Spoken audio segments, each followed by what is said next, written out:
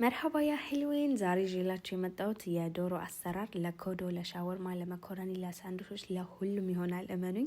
እኔ እዚህ ጋር የተጠቀምኩት 1 ኪሎ ከግማሽ ዶሮ በጣም በትንንሹ ከከተፍኩት በኋላ በጨውና ባቸቶ እንደምታዩት ድብን አድርጌ ካጠብኩት በኋላ የሚያስፈልጋችሁ ተለቅ ያለ መጥበሻ ነው። እኔ በብዛት ነው የሰራሁት። እናንተ በአቅማችሁ ባላችሁ እንደፈለጋችሁ መስራት ትችላላችሁ።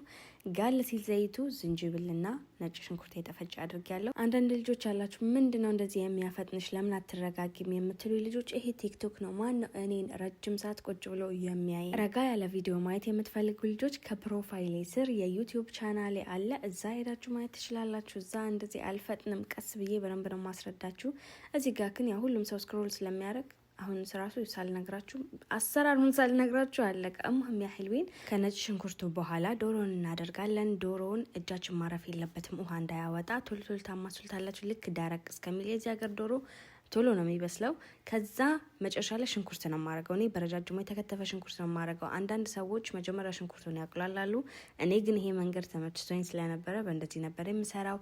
የተጠቀምኩት 2 ፍሬ ማጂ፣ ትንሽዬ ኮራሪማ፣ ቀረፋ ፓውደር እና የድንብላል ፓውደር፣ ድንብላል አይደለም የቁንዶ በርበሬ ፓውደር ነው ያደረኩት። እሙህም ያህልዊን ቅመሙን ካደረጋችሁ በኋላ ሽንኩርቱ እንዳልኳችሁ መብሰል የለበትም፣ እክቲያሪ እናንተ ማብሰልም ከፈለጋችሁ።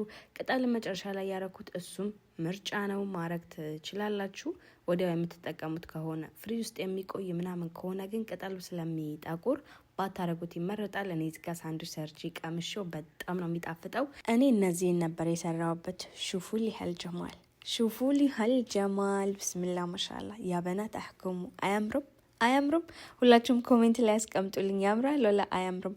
እና ደግሞ ሰብስክራይብ ፎሎ ማድረግ እንዳትረሱ። በሌላ በቆንጆ ቪዲዮ ተመልሼ እስከምመጣ ድረስ ባይ ጋይስ።